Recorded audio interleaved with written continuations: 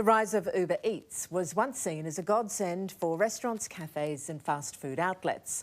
But things are changing. It costs a chunk to use the platform, and now businesses say the app is finding new ways to slug them for cash. It costs restaurants a lot of money, but it's also costing customers a lot of money. Damned if you do, damned if you don't. Use a platform like Uber Eats to get your products to customers. Joe, how did you feel when you got that email from Uber? A bit of a slap in the face, really. Ross and Joe run Super Nash Brothers, which sells bright red, sweet and spicy Nashville-style fried chicken. It's taken the boys 5 years to build their business, opening 3 stores in that period. But they say their delivery partners, specifically Uber Eats, are slugging them.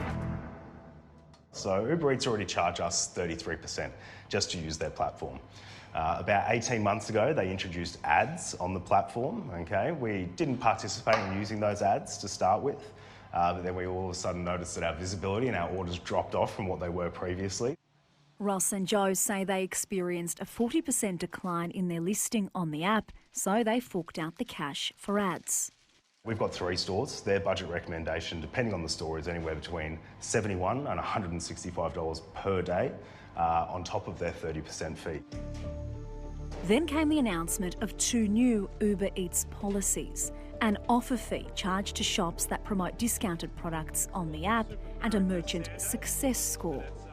On the platform, we mark our prices up. We've always been transparent about that. That's to account for the cost of running Uber Eats. And because we mark our prices up, we run offers on the platform as well, so customers still get value. So the first policy is that they now introduce that every time a customer redeems one of those deals, they're going to charge us. There's no clarity around what that charge will be, despite the new policy coming into place on the 1st of this month. According to Uber Eats, restaurants that achieve a high success score are eligible for a waived or reduced offer fee. The second thing that they've introduced is this restaurant success score, which is made up of about 6 different metrics. Most of them are operational metrics, which we have no issues with, but the one that we really don't like is the fact that they're now going to be limiting restaurants' visibility based on how much their prices are marked up on the platform. So effectively telling us that we're not able to cover our costs if we're using their platform.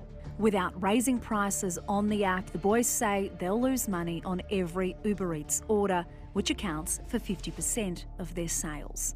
We need to pay staff, we need to pay power bills, we need to pay rent and everything else. And Joe and I would like to, make a little something at the end of the month as well. Stay one step ahead with Uber Eats. Uber Eats says more than 60,000 restaurants choose to use the platform in Australia, with double-digit growth in the amount of restaurants using it in the past 12 months.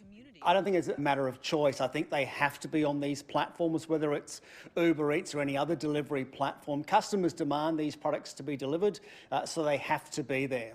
Professor in Retail Marketing and Consumer Behaviour, Gary Mortimer. I think having some form of a rating or ranking system is always going to be important, and customers will look for those reports to identify quality or freshness or speed of preparation. Businesses shouldn't be penalised, though, for being able to financially run their own business. A 2024 report conducted by the Restaurant and Catering Association, MasterCard and Uber Eats found 96% of restaurants surveyed who use online food delivery say it increased their revenue. 25% of respondents said the cost of on-demand delivery was a challenge. The only way around this for a business is to actually do their own delivery and avoid those charges in the first place. Sadiqa has a master's in medical science and previously worked in a lab. Since her contract ended, the single mum says she's turned to delivering Uber Eats to help make ends meet. And maybe in 1.5 hours, I'm making around $18 to $20. It's not a lot of money, is it? It's not a lot of money, no. Sadiqa usually delivers orders while her 7-year-old son is at school. Supermarket pack and deliver requests are popular during that time, where drivers are instructed on which store to visit and pack items requested by customers. If I go to Coles, I have to find a trolley. Before I find a trolley, I need to actually have parking. Some items I'm not familiar with. I have to ask the other staff, like, okay, if it's which aisle I can find it. So it takes a long time. Uber Eats allocates drivers a time limit depending on how many products need to be collected. But Sadiqa says the time frame isn't reasonable and Uber Eats won't pay drivers for extra time spent on the job. She says she doesn't get paid for the additional time spent waiting for goods at restaurants either, if there's a delay out of her control. If I drive for 4 hours, on average, I make only 70 to 80 bucks. Sadiqa's desperately on the hunt for a reliable full-time job. Until then, it's pennies for parcels. So your final parting message, why get fried chicken from you guys?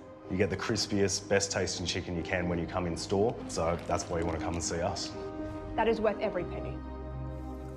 Uber says its success relies on customers, restaurants and its delivery people being happy. Well, the proof, as they say, is in the eating, so perhaps it's time to rethink those new policies.